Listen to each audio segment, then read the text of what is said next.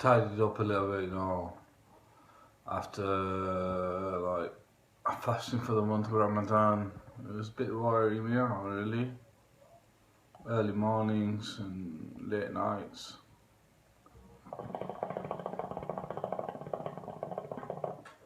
Keeping up with my prayers, reading Quran and writing and things like that.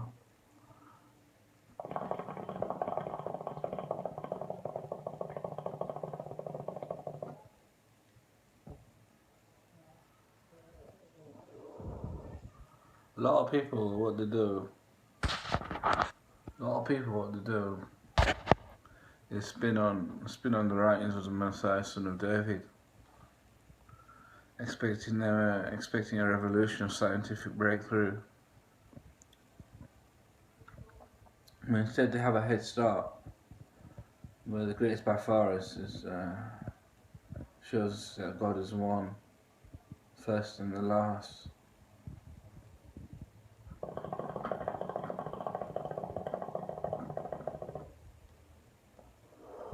They get ideas from the timelines and then take it back and start copying it.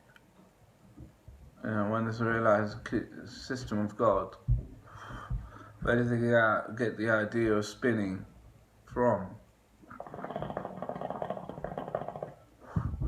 From the fact that Messiah, son of David's mother, Bilqis, found a cat's embryo, which is very lucky, and she told her paternal aunt, "I found a cat's embryo." She said, "Go hide it somewhere." So Mum hid it, and then she was blessed with 3 sons and a husband who was a descendant of Dawood, Rajput, from a family of uncles.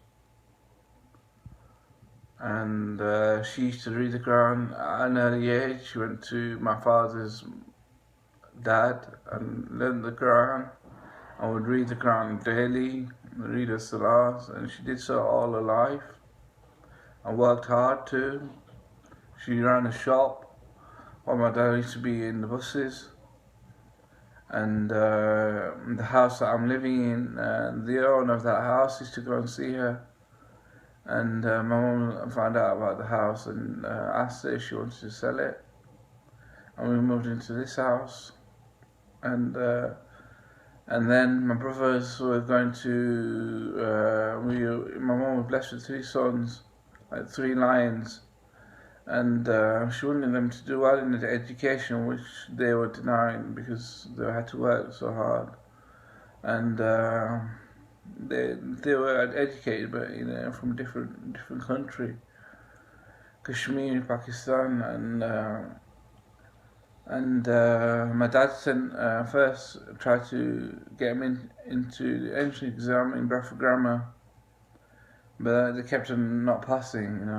Maybe because they weren't in a right district or anything like that, location. But when they applied to Woodhouse Grove, they accepted them, and then my dad was running a shop and working at the buses, and things were going well. And but my dad was in a partnership with his father-in-law, and he called his son over to run the shop, and the shop took a nosedive. And because he was young and a bit reckless and things, and not ready to run a business and things. So my dad went to see the headmaster at Woodhouse Grove and asked him, he goes, "Can you do anything for him and to stay at the school and have some sort of bursary in place to pay the fees?" And he said he'll review it at the end of the year. So my dad came home and told my brothers, get studying really hard, because at the end of the year they're going to look at your report and see if they can do something for your fees. And they worked really hard, by the end of the year they're in the top 5 of their year. And the headmaster said, well, now I can put them on assisted place, which was a scheme to allow poorer kids onto assisted place in a public school. And my brothers took off really well. My brother got on 2 years non-unconditional offer from Oxford, the eldest one did, to study biological science, and the headmaster was really pleased with that. And my other brother got a place in medicine at Birmingham. And when I arrived at the school at 11 years old, my eldest brother had left, gone to Oxford. And basically, my brother was really beautiful, like Yusuf, a really beautiful character, beautiful person. And he used to come and visit me at school. And my friends and people used to get jealous. All the white kids used to start getting jealous. And anyway, what I gather now is that when I left school, I went to Durham University and studied there. When I left there, I had to go at the police, and the police sectioned me as soon as I graduated. And since then, I've been treated for mental illness, but I've been doing a lot of activities in the process. I could write, and I used to write every day, write books, write about timelines, write about the Complete Testament, write about the marvels of space and time, write about the history written by the Victor, write about the Complete Testament. And at the same time, when I was in my second year at Durham, and I spent a year abroad, I didn't know where to go, and I heard a voice say to me, "Go to Damascus," and it was my brother's voice, eldest brother's. I still couldn't figure out why he spoke to me in my head while I was about to go to sleep, and when something told me that something had happened that I didn't know about, and I don't know.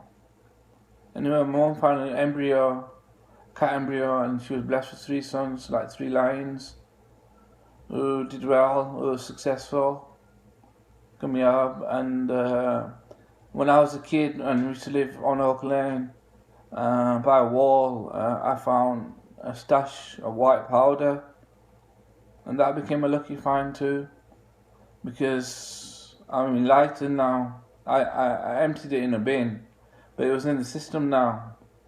It was a spin, something you can spin on, because like the pirates who look for lucrative things like treasure and gold, because you can speculate on it and say, well, what's the value of this, and how much would it be valued at, and what would the return be, and what lifetime of it would be, and things like that, and what you can expect from it.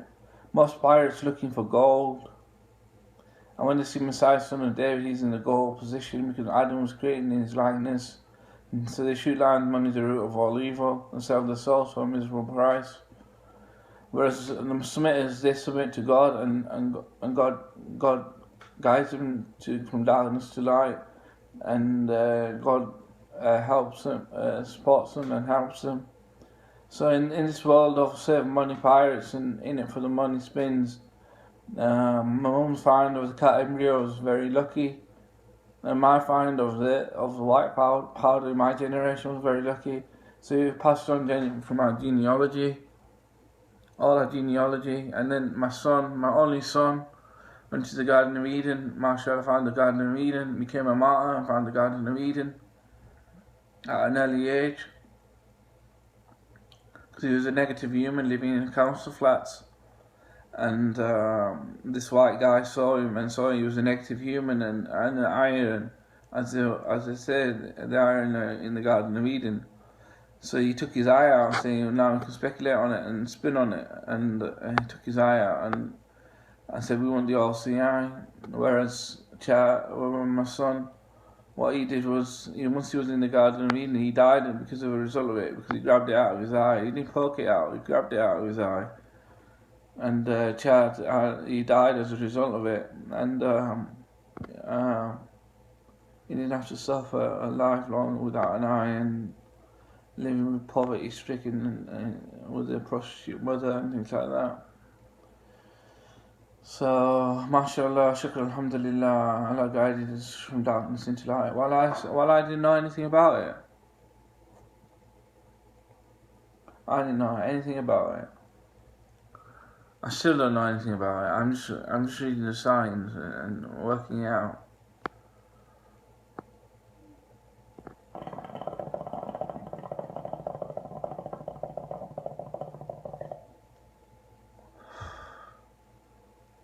When he died, I think his mum tried to look for me, and we were building a house, and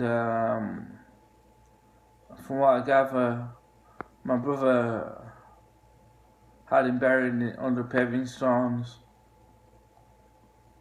with cement on him, put him under cement, and I didn't know anything about it, because at the time of his death, I jumped out of a window, a 5th-story window, broke my back, and I was in hospital, which is a miraculous occurrence. And 2 things happened at once: Chad's dying and mine breaking my back. And luckily for me, I didn't know anything about it and carried on living my life. Only when crooked witches in the music industry told me about it, like songs with Under the Paving Stones and Uncles, end titles, cover, told me something like that had happened. And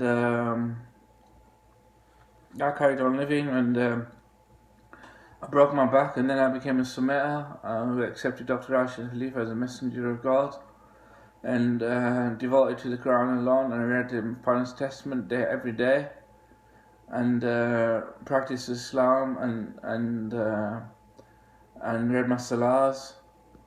And I just realised that Muhammad is in position of an orphan who was given a childlike book written from a child's mind, and you either have the all-seeing eye and claim heaven is on earth, or you believe in the Quran, believe in the last day when hell will be ignited.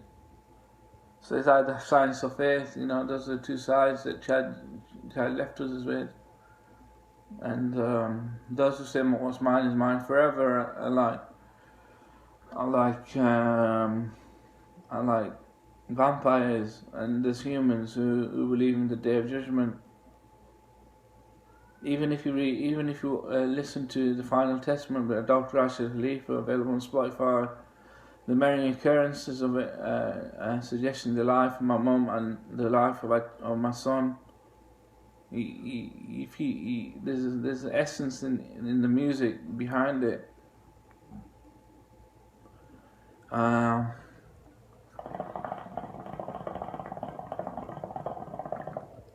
But anyway, my mum's generation, my mum's lineage is dying out now. Chad was the last one from my mum's lineage, and mashallah, he made it to the Garden of Eden. So that's all we want to know. Mashallah, Allahu Akbar. And so that's what I want to talk to you about, the lucky finds and how we spun on them. I'm still spinning on white powder that I found, the stash of white powder I found. I don't know what it was. It might have been heroin, might have been speed, might have been cocaine. I don't think it was cocaine, because cocaine comes in blocks. I think it was heroin, and but I've lived in life since then. Even after breaking my back, I suffer no pain from it. I still don't suffer no pain from it. So it's been an unfortunate fight, and I smoked heavily. I smoked shisha, and I smoked weed since an early age. And I enjoyed a beautiful life. I made a lot of good music, and I made a lot of good songs, and I've written a lot of good things, a lot of signs, a lot of beautiful proofs, a lot of beautiful miracles. And I lived a blessed life where I've been practicing submission since 27 years old, and got married in 2008 when I was 28, 29 I think, 29, just turned 29, 28 or 29, I don't know, I can't remember, 29, 28. I think I was 28.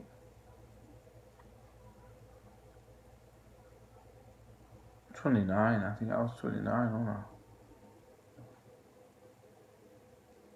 That must have been 29.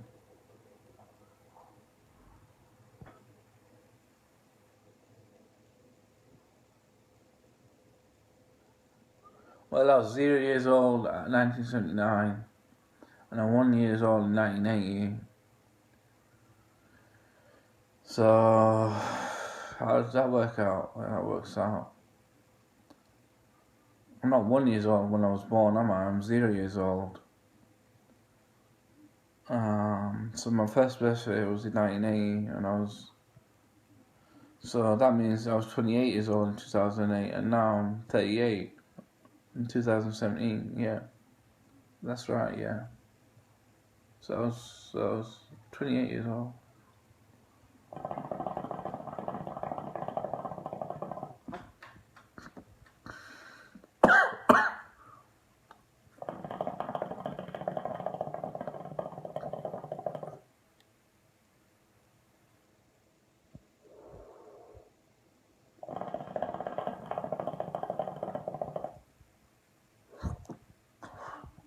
I'll leave it there.